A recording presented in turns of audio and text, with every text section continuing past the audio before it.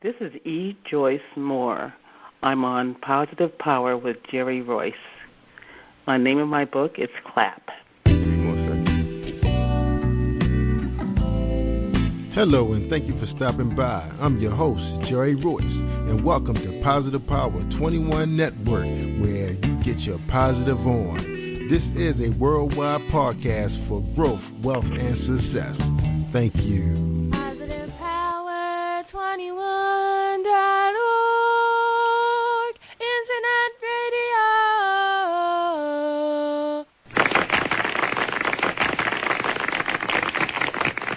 Thank you, everybody, for joining us on the Jerry Royce Show, and welcome to Positive Power 21.org. I am the voice of Jerry Royce, and when it's all positive, it's all power. That's Positive Power 21. And today's sponsors are the Resume Guy at www.career-image.com. If you have a resume that's raggedy, give Reggie Gant a call, and you can find his number on career-image.com. FastTechSolutions.net for your internet needs. They rebuild and install computer network infrastructures, and they do repairs. And they do take them airmail. I guess they ship them. So anyway, check him out. He's in the Delmarva, Virginia area. Also, we have REI Heritage Tours from Cambridge, Maryland, home of Harriet Tubman and the Underground Railroad. Call 410-820-8350 or 1-800-522-TOUR to book your scenic driving tour with more than 30 sites related to freedom seekers in the 1800s. For more information, again, call 410-820-8350. In addition, they are preparing for the Harriet Tubman Underground Railroad Conference on June 13th through 14th to celebrate 150 years after her death, and there will be a keynote speaker from Emmanuel College in Boston, Massachusetts. Also, we have Lori Williams, our beautiful songbird out of the Washington, D.C. We have her jazz CDs on sale on PositivePower21.org. They're going fast. There's only a few left in stock. We want to thank Gerald Green, Let Me Be a Vessel. It's 2012 release, and his new book that he's about to release shortly is called Heart Towards Home, due to release this month. Also, we'd like to say hello to Lavette Saunier, the author of Mulholland Diaries, Bernard Blue Rowell, Son, I Got Your Back, author Curtis Black, Differently Able Me, and also we want to say hello to Agnes Atun from her expo coming up in Columbia, Maryland, Success Revolution Conference 2014 Business Expo. So make sure you get your tickets. They're only $5. I think they do have some exhibits still going. I think they're going for $125. Visit her website at successrevolutionconference.com or agnesatun.com. Okay? And thank you very much, everybody, for sticking around for us. Today we have exciting guests on here. We had on a show a couple years ago when I was rocking Positive Power. No, not Positive Power. I Rock Talk Radio. Her name is e-joyce-more. She's the author of Clap. E-joyce-more is writer of articles, essays including The Reality of Our Mentality, screenplays, contributed to Chicken Soup for the African American Soul, and What is the Purpose of a Banana? Poet, author of Ramblings Through the Attic of Thought and Ships, nonfiction, published by ATTMP and available on Amazon.com in both paperback and Kindle formats. All right, Joyce, welcome to the show. How you doing today? I'm great. How are you? I'm doing fine. I understood you was involved in a big storm today, and everything's okay? As far as we are concerned, yeah, we're good. That's we're right. Good. I think that storm has been rocking everybody, including us on the East Coast. So we're glad you made it home safely. All right. So what's going on out there? What are you working on? I know it's a lot going on in your world, and we're here to hear about it. So what's going on? Well, let's see. The most current thing that I am working on is I'm actually working on two novels at one time. One is a fact-based novel about a family down in the South who were abused severely and raped and all that by a man whose family owned 2 counties. And so that is a horrific thing to go through all the documents. But when it's done, I will be glad to let you know about it, and we'll talk about it then.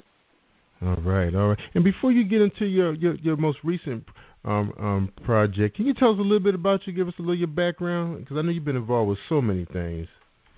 I am one of what they call a mid-career person. I worked for AT&T as a national account executive for a very long time. And then I took the opportunity to turn my attention to my passion, which is the arts as a whole, but writing specifically. I'm what I call myself a New Harlem Renaissance woman. And because I love the arts and I love talking about the arts, and but I do love writing. I've been writing since I was a kid, off and on, and the last few years has just given me a real opportunity to really get into it and to learn about writing, to learn about script writing. Specifically, that's the place where I really enjoy painting a character on a piece of paper, so to speak, and having him or her come alive. All right. That was absolutely one of my favorite things I used to do when I was young. So everybody. It's fun to make up stories. Storytelling is a great thing to do. You learn how to show, don't tell. That's right. When you get tired of playing outside or you get tired of those kids, you just go right inside, pen and paper, some crayons, and you go to work. Go in your own world. Well, that's one of the little-known things about me. In fact, when I was a kid, I would go to the library and get, the maximum number of books, bring them home, and read them all summer long. My dad thought there was something wrong with me because I didn't want to go outside and play. But no, I wanted to read. I was lost in the books. Yeah, I remember. That's all we had back then. Television was very limited. I mean, right now, I don't know how kids make it through school. I don't know how they get anything done. I mean, they have too much stuff. Because just think about it. While you're at work and you have all these toys to play with, how many people are really, really putting in their whole, well, not a whole 8-hour day, but some of us do work more than 8 hours, but you have your smartphone and you have access to the world. It's crazy. So I don't know how they do it. And then they come home and they have the other distraction of games and things like that. But for us, we had a chance to be really, really creative. And it's showing right now. So are you having a ball right now? Yeah, I am. Good, I am. Good. And you're staying busy. So, Joy, so what happens I know you're a real creative person. So what happens, you're working on 2 projects. What generates that process for you to not finish one and then, and then start another one? Well, it's kind of like painting. Those painters don't focus on just one painting. If you have something to contribute to the characters or the storyline of one, you work on that. If you have something to contribute to the other, you work on that. Now, the difference for me also is I actually wrote the screenplay before I wrote the novel. The screenplay, all of this actually came from, which shows how every genre of what you create can create something else. It started out as a poem, and I got an exercise one day where they said, take something that you wrote and write it in another genre, so I wrote a short story. The short story got published by a well-known author in his fledgling magazine called Fly Girl. And it went from there. Someone said to me, when they read the short story, you really ought to turn this into a novel. And so, but before I turned it into a novel, it played out in my head as a screenplay. Wow. So now I'm writing the novel for the using the screenplay as a sort of guide, because they're not going to be. You can't make. Well, that's one thing. If you're a writer or an author or fledgling author, that you might want to know is you can't. The reason why it doesn't show up the same way on a screenplay as it does in a book is one is show don't tell, the other one is tell don't show. That's right. And people always say, well, the book is so much different than the screenplay. There's a reason for that. It is. Okay. All right. Now, I'm on Amazon. I'm looking at Ramblings Through the Attic of Thought. Tell us a little bit about that project. That is a culmination of writing poetry for several years. It's a rambling through my head, basically, about love, about relationships, about politics, about us as a people, African American us, and how we see the world and how we would like the world to see us, so to speak. And it kind of all just came together as a book. And then I submitted it to a publisher who really liked it, so they published it. Good. They had been following me on Facebook, which is another gratification of using social media for the good. Oh, yes, I see. Congratulations. So basically, you weren't trying to get it published; it just happened. It really just sort of happened. I looked before I knew it. I had 100 or so poems and poetic prose, and I put it all together and looked at it and said, "Well, that's a book." And so they decided so I submitted it, and he wanted to publish it, so he did. Wow. He published that, and also the book Ships, the nonfiction as well. Yeah, seeing Ships is out there too, in Kindle edition, $5.99. Now that book been around, showing you. Now, when you uploaded that, was that the date 2011? Or that's when you released it? I think that was because once I release something, I kind of let it go. Okay. It's out there. So it's, I think it was around 2011. I can't even remember now. Yeah, great. Now I'm looking at some of your reviews on your poetry book, The Rambling Through the Antic of Thought paperback, and your people are really excited about you. This is what one guy said. He said, E-Joyce is one of my favorite writers, from essays to poetry. Her missives tend to be heartfelt, analytical. Her poetry is tome, rambling through the antic of thought is no exception. This is a papur, or poetic style and musings from hip hop. Oh, he covered a whole wide range of things. So he loves it. So this guy must be a regular. He's following you all the time. What do you say about? I actually have a few followers who are very loyal fans, which kind of, I love the fact that I can write something that people can resonate. It resonates with them. Yeah. Now, how do they keep up with you now? Do they? Because I mean, it's a little different than those that are releasing like romance novels. They pretty much can time them and just follow them a little bit. How do they keep up with you? Because you're releasing a lot of children's books.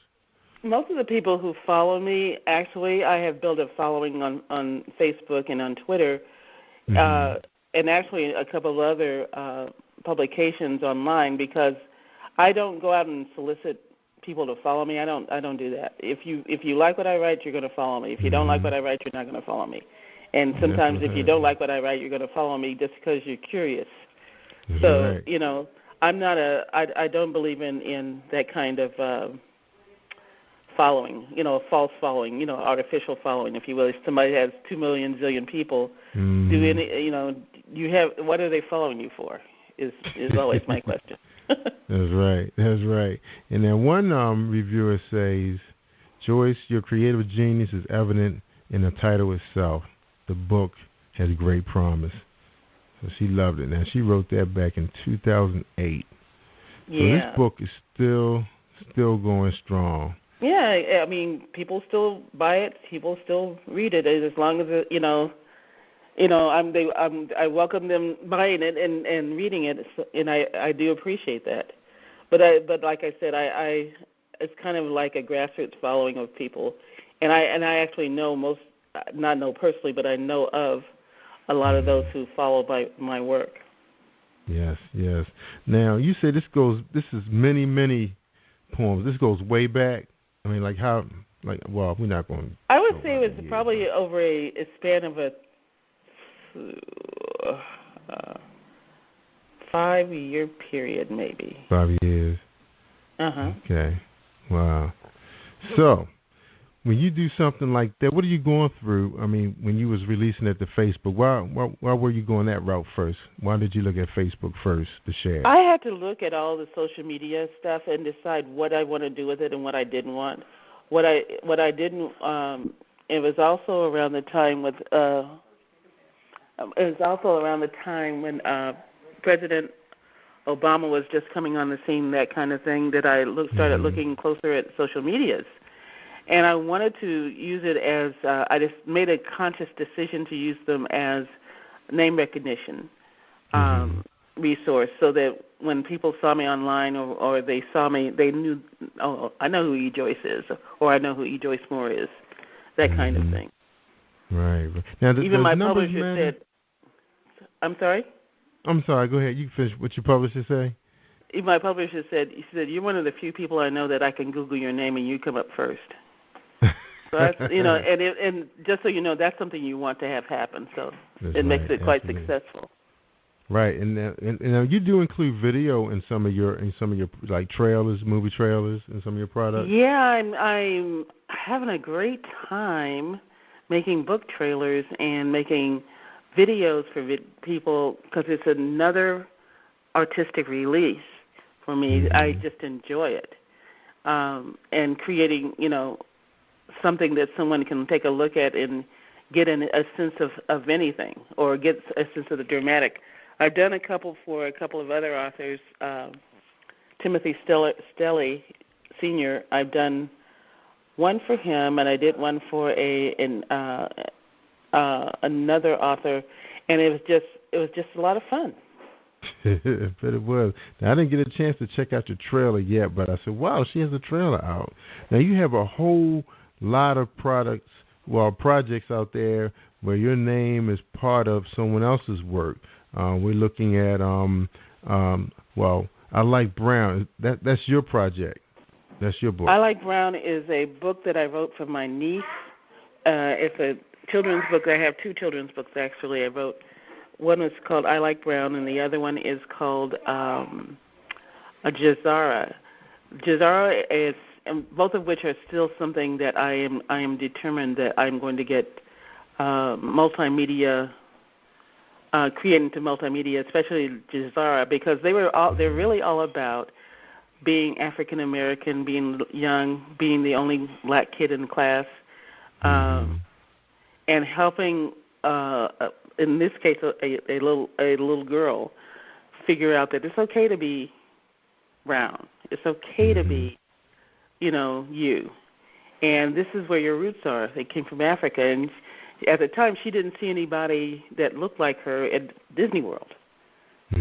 Wow. And she still doesn't, because we aren't frogs. That's right. We aren't frogs. I had a huge argument with somebody who was working with Disney, and he actually agreed. He said that he doesn't understand that. Why make us into animals? We're either frogs or we're lions, but we're never, genuinely an African American princess. That's right. Or an African princess. That's right. Now, how about this other project you have out there, Boys of the Bowery? East Side Kids. Bowery? I see your name associated with that. You know what? It must have just came in with the Google. It was two other authors. Okay, but it's mixed in with some other projects you had done. Let's see. The other projects that I have out there besides the children's books, and CLAP is the most recent thing out there. That is all about. I actually did that on a dare. We were talking about a particular person's book on relationships and how that person didn't actually write the book, yet they were getting all this, fanfare over it. And I said, actually, you can ratchet down. I can't use the word ratchet anymore. You can break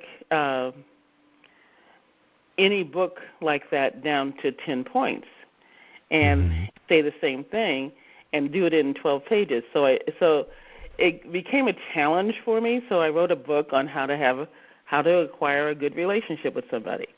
Now, the fascinating thing for me about that was the fact that it was the men who liked the book.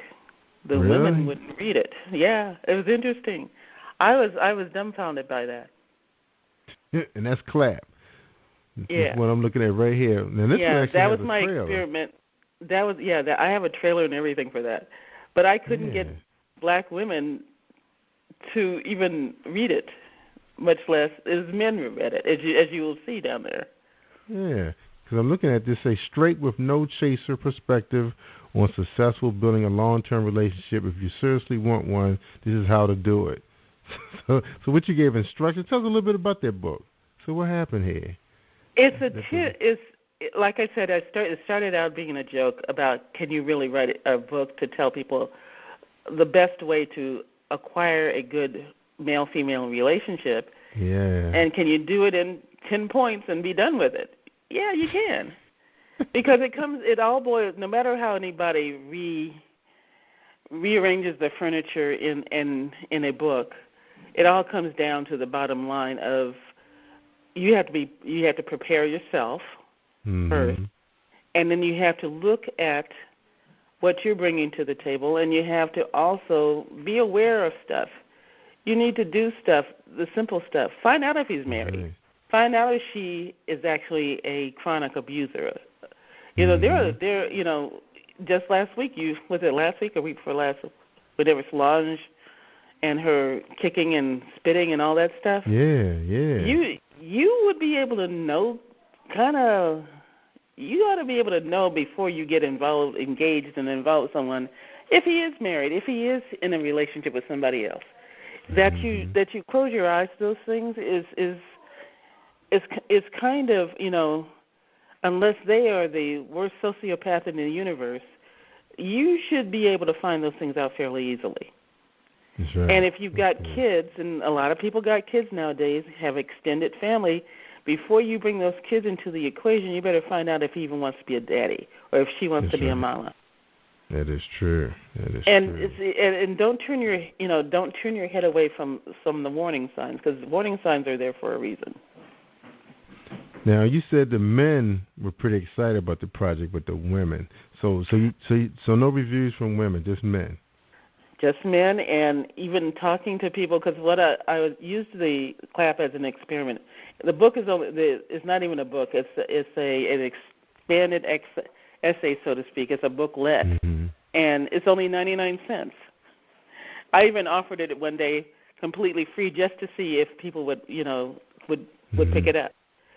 But in some of the women, oh no, I'm in the middle of ending a relationship, and I can't look at anything like that right now, or they don't want to see. I thought, wow, that's interesting.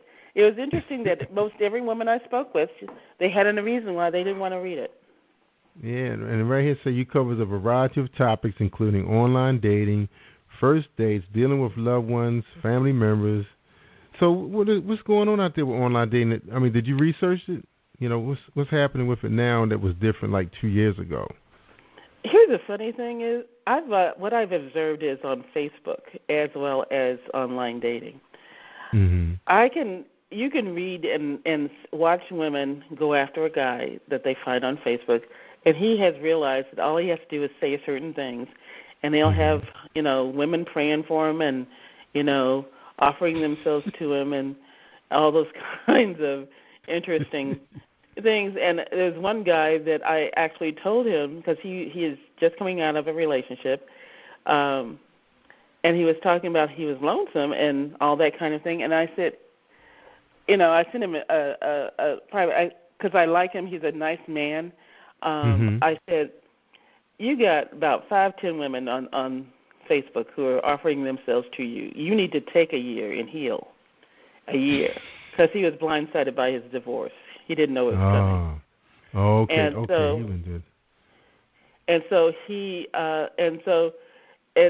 the funny thing was, another guy agreed with me. He said, you're absolutely right. He doesn't even see it. He doesn't even see these women that every time he says certain things, they offer themselves to him. The flip of that is there are a lot of men who do that deliberately, because they play games with women knowing full well that they're married, and their wife doesn't know that they're on Facebook, playing games with women. Yeah, I'm having a ball.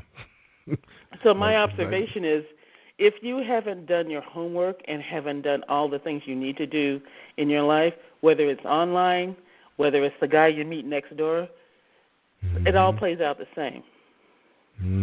So this guy that you're talking about, is he in his 40s or his 50s? He's in his 50s. Oh, yeah, that could be real tricky. That could be real. So he was out of the game for a while. No, he just got back into the game actually over the last couple of years. Oh. He did, I mean, so I was going to say, how just long was he interesting. married? I don't I know. was going to say, no. Oh, you I don't don't know. know. No. Okay. Wow. But that is my observation. Whatever mess that you create in your life, face to face, you generally bring that same mess within the online dating.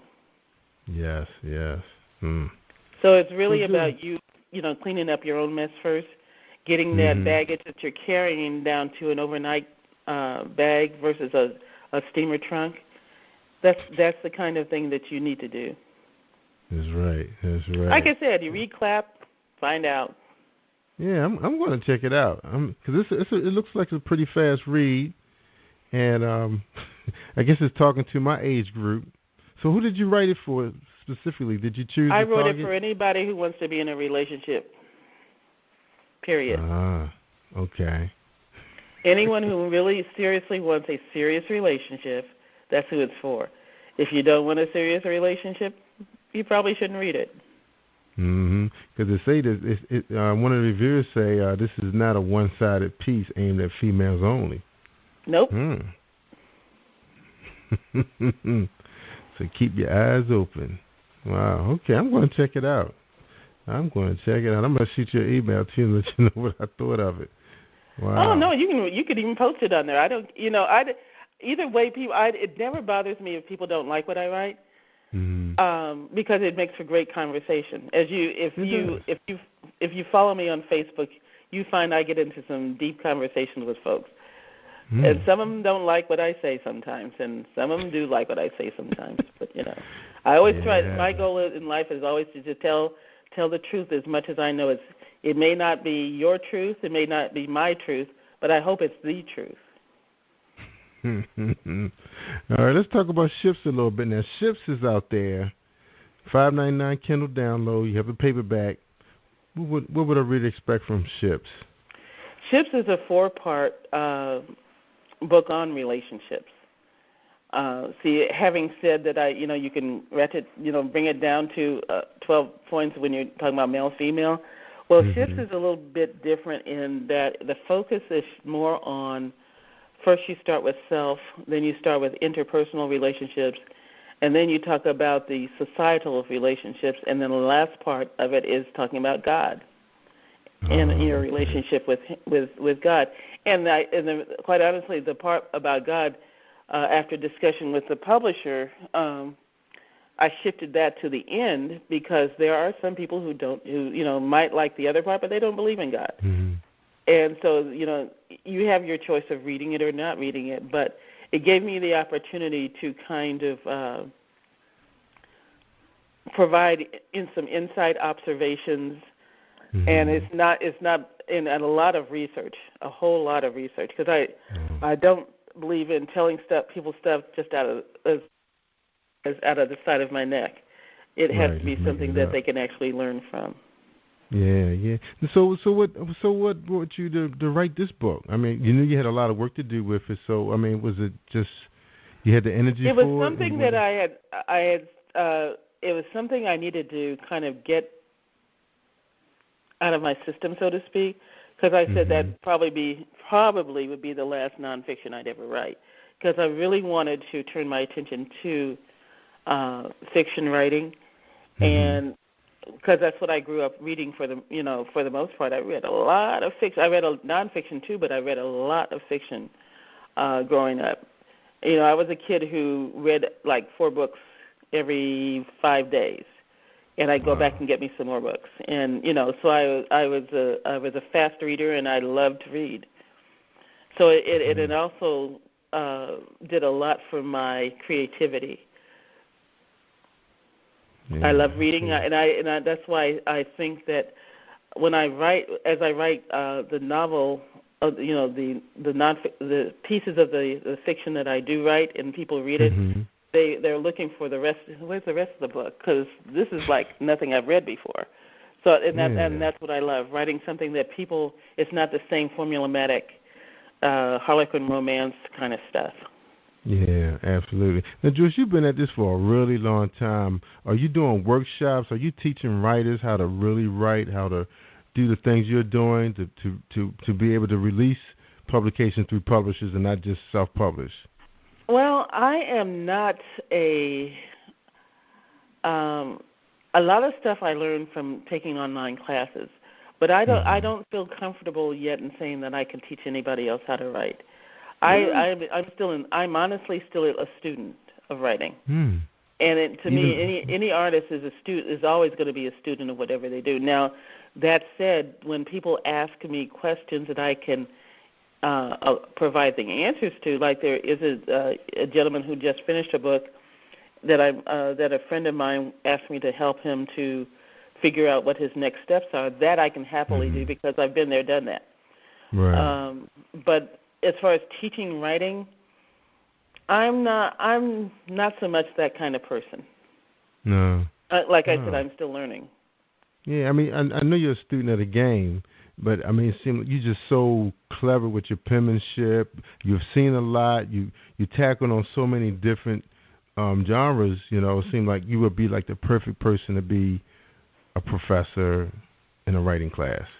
You know, for well, see, that's the interesting thing is one of my favorite artists, Sam Gilliam, and when I was living over there on the East Coast, I went to see him and spent a few hours with him.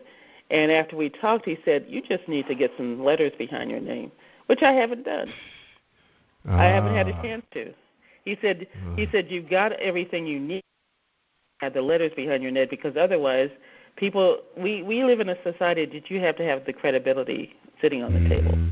That's right. That is true. So if I were the writer of all of the series of books that are out there, from Harry Potter to Twilight, then they would say I had credibility, but I don't have that yet. I don't have that one book that is a bestseller yet. Yeah. You notice I said yet. Yeah, you working on it though, right? Oh, of course. Of course. Now you have a thirst for screenplays. What's going on with that? Where are you going with that? I have a screenplay, a television series, and several treatments for other shows. But my screenplay is my baby. I've already had several important people read it. It's that small legal thing that I need to take care of, getting an agent that is bonded and licensed to be an agent out in California. See, being in the Midwest, it's almost impossible to move things along the way you would, as quickly as you'd like, because you have to do it from afar. And while I recognize the fact that a lot of the industry is moving east and south, to Texas and Georgia, you still have to have some sort of alliance with somebody out in California. That's right. So that's the only thing. So that's what's slowing you up right now? Yeah, that is the only thing. I actually have somebody who's waiting for the and I don't want him to become disinterested before he gets it, the official way. But you have to have an agent. And that's a reality for anybody out there who is writing screenplays. You have to have an agent nowadays before you can get your work in front of anybody officially. Wow. You can network all you want to. Yeah, because that's one of the things you hear about people. They got the network going on. They have the screenplay written. People are stamping it, they're approving it. It's a great story, but that's what keep them going nowhere. Now, are you familiar with webinars? Oh, yeah. I use them. And how about webisodes? Webisodes, I know of them. I have not done them before. When I went to hear one of my favorite directors speak, Lee Daniels, he was saying that even if you only have $1,000, shoot your film. That resonated with me. So I'm thinking about how do I leverage that thinking into making a webisode, because I know one entertainment lawyer I spoke to said that if you put something online and people like it, suddenly you will gain what you need. Yes, the audience. That's all they want to know. They want to know the numbers. Yep. So how close are you? So how close are you? So how close you are to making that happen? The dollar amount. Well, I decided. Well, first of all, let me back up and say I've decided to take a different tack. I actually, as of last week, take a different strategy toward what I'm doing, because I actually have a partner now who is looking for an agent for me. And he is, because he does what he does. That's how we are approaching this. So I'm still working. That's why I'm still working on various things while he looks for a way for us to get inside. He's really good at what he does, and so that's why I partner with him. And in fact, that's how we're going to get where we're going to go together. Is how I look at it. So is he out on the West Coast himself? He's actually on the East Coast. Well, he's on the East Coast. Oh. Yeah, and he actually was New Jersey. New Jersey. He's right over there by what is her name? She actually has a place over there. Queen Latifah. Okay. She has a studio over there.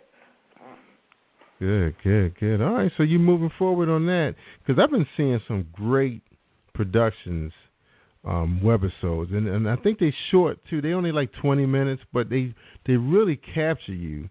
That then you're looking for more. And I found one. They had like 120 episodes. It was like, wow.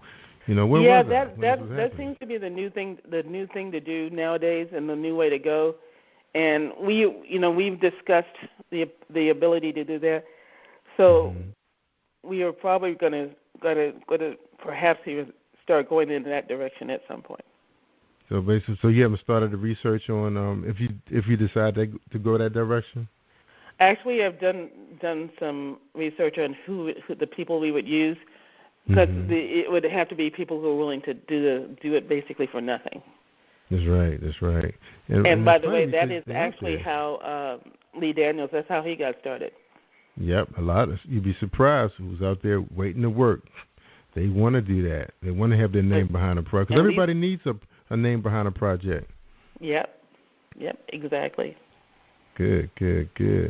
All right, Renaissance Woman, sound like you got your thing going on again. I mean, it's no different than when we talked back in 2007, 2008. Yeah, it's been a while since you and I spoke, and I'm very happy that you contacted me. Yeah, thank you. And I was pretty much going through my old list and see who was still out there, and I found there was a few people who's not around anymore, which was pretty sad, because they were really moving forward. And I looked you up, and I said, wow, she is still out there, doing her thing. That is fantastic. Because even though you don't have the letters behind your name, but you have a lot of projects behind your name. Yeah, and when I figure they'll probably all come to fruition at the same time, and I'll be pulling my hair out. But that's okay. That's a good thing. Now, you mentioned AT&T. Are you still working for them? Oh, no. Okay, No, that was years ago. Yeah, because I was wondering, are they still in business? Oh, they're not only in business. They're trying to become a monopoly again. Oh, but they're under another name? No, AT&T is still AT&T. Okay. Yeah. I guess I just haven't ran across the name of so many. I think did they move to Texas or something? They moved somewhere. They moved away from New Jersey. That I do know. Okay. So their headquarters isn't there anymore. Well, they're just getting ready to acquire somebody, DirecTV or somebody. I don't know who it is. Right. But somebody's trying to block that right now. The NFL is trying to block it. Yeah, I was reading about that. All right. Well, we really appreciate you coming on the show, and I'm so glad you're still out there and still active and still doing your thing. And if you want to keep in touch, keep anyone out there who's interested, they can always just Google e-joyce-more, and you'll find me. That's right. Follow her on Facebook and let her challenge you to your thoughts. All right. We really appreciate you coming out here. And everybody, just keep in mind, she's out there on My Books Voice. What's that? My Books, My Voice. .usolite. Is that what usolite? I'm not familiar. Ulacite. YOLA e-joyce-more.com. Yeah, information. Or just Google e-joyce-more. That's the easiest way to do it. That's right. And you'll see all her projects out there and just jump right in there and see what she's up to. All right, we appreciate you again, and thank we're you. gonna have you. Yeah, you're welcome. We're gonna have your colleague up next, Charlotte Riley Webb. I understand she illustrated I Like Brown. And was it 2 books she worked on, or just that one? That one for me, but she has done several books. Okay, she's a really, really great fine artist, and wait till she tells you about the project she's working on right now. Yeah. All right. Now, so that other project you was talking about, the second book, what was it called? Jazara. Jazara. She didn't work on that president. one? Right. No, that one is not the same kind of book. Okay. And she is a different genre of artist than that book requires. Oh, okay. Great. All right. So before we leave, you have anything you'd like to leave new authors with? Any advice? Yeah, keep working at it. Keep learning about your craft. Keep your minds open to all kinds of commentary, and don't let rejection stop you. That's right, because you're still a student of the game yourself, and you've been at it for a pretty long time. Absolutely. And doing a fantastic job. All right, y'all. So thank you, ladies and gentlemen, for tuning in to Positive Power 21, the Jerry Royce Show. And coming up next will be Charlotte Riley Webb. Let's see what she's up to. Thank you, ladies and gentlemen. Have a good night. And that's a wrap. And my music Thank play. you very much, sir. You're welcome. And we will stay in contact. Thank you for tuning in to the Positive Power 21 Network. Team 21 would like to thank you all for tuning in, and please spread the word and tell a friend. This is Jerry Royce at Positive Power 21, where we get our positive on.